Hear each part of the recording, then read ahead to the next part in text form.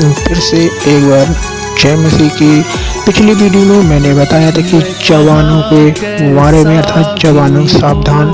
तो उस वीडियो में मैंने जिक्र किया था प्रेम के बारे में कि सही प्रेम क्या है। तो आइए आज हम जानेंगे प्रेम क्या है। पहला, इस प्रेम में 4 चरण हैं जो प्रेम को दर्शाते हैं। तो आइए जानेंगे 4 प्रेम में सही प्रेम कौन सा है। पहला प्रेम है जो पति पत्नी के बीच में होता है। दूसरा प्रेम है स्टोजर जो पारिवारिक प्रेम में होता है। और यहाँ तीसरा प्रेम है फिलियो जो मित्रों के बीच में होता है।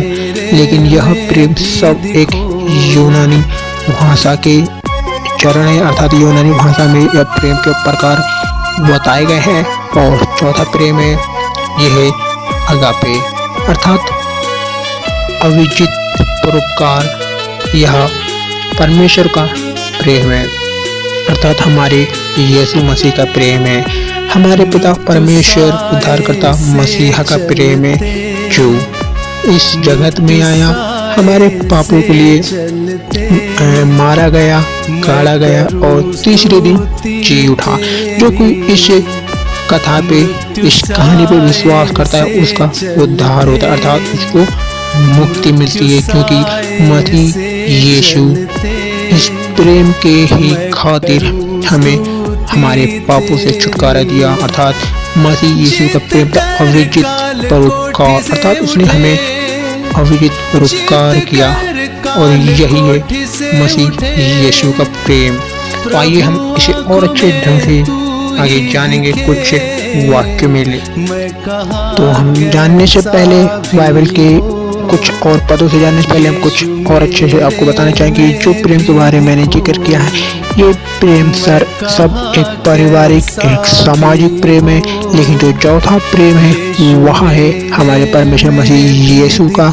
यही प्रेम हमें परमेश्वर करने बोलते हैं अर्थात यही प्रेम एक सत्य है और यही प्रेम एक सच्चा है और यही प्रेम परमेश्वर मसीह को अर्थात पिता परमेश्वर को मानने योग्य प्रेम है क्योंकि हमारे लिए एक उत्तरदायित्व है हमारे जीवन का। तो आइए हम जानेंगे कि मसीह यीशु का स्वभाव जो प्रेम में था उसने हमारे समाज अर्थात सारी सृष्टि के लिए किस तरह से अपने प्रेम को दर्शाया गया है।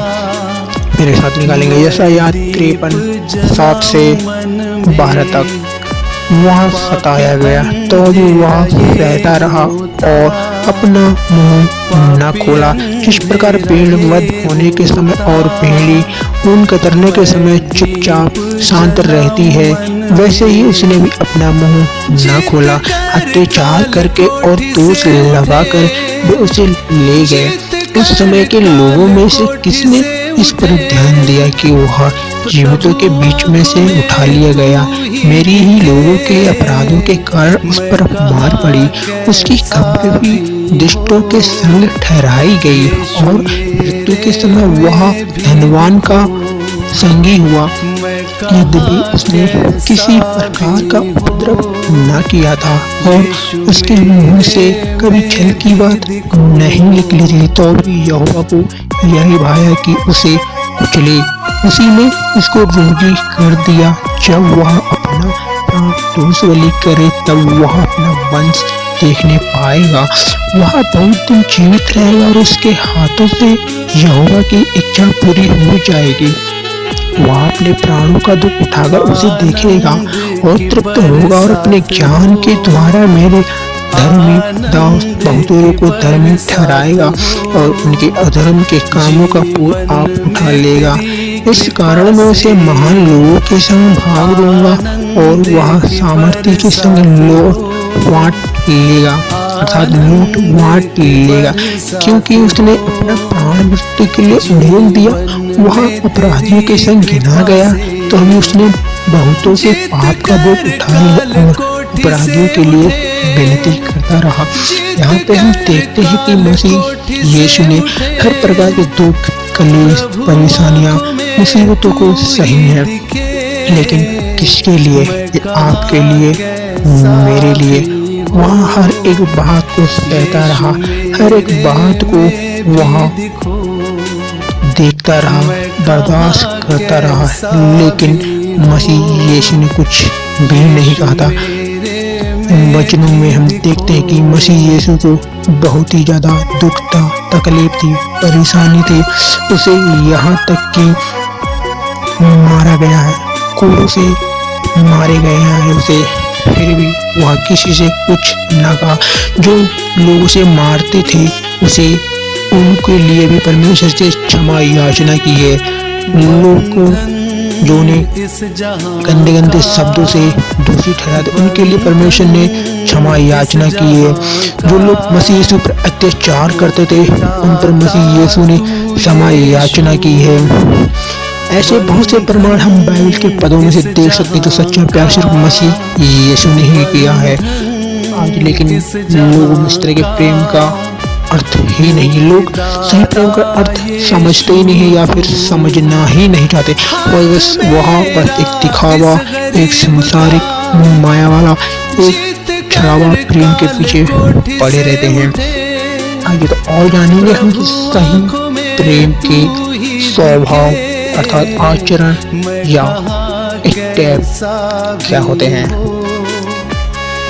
तो आइए हम देखेंगे सही प्रेम के स्वभाव। मेरे साथ निकालेंगे पहला कुरिन्थी 13:4। पढ़ेंगे हम यहाँ पे प्रेम धीरजवंत है और कृपालु है, प्रेम डहा नहीं करता, प्रेम अपनी बढ़ाई नहीं करता और फूलता नहीं, वह अनिरुति नहीं चलता, वह अपनी भलाई नहीं चाहता, झुंझलाता नहीं, वह बुराई नहीं मानता, कुकर्म से आनंदित नहीं होता परंतु सत्य से आनंदित होता है, वह सब बातें सह लेता है, सब बातों की प्रतीति करता है, सब बातों की आशा रखता है और सब बातों में धीरज धरता है। यह है मेरे भाई और बहनों प्रेम के सही लक्षण, प्रेम के सही स्वभाव, प्रेम के उच्च व्यवहार। यदि इन लक्षणों से, इन व्यवहारों से, इन स्वभावों से यदि आप विपरीत होते हैं तो वह प्रेम नहीं है, वह एक झूठ है, दिखावा है, प्रेम है।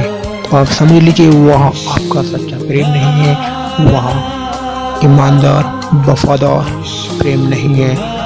यही है छोटा सा एक मैसेज परमेश्वर के वचनों से जो आपके लिए था।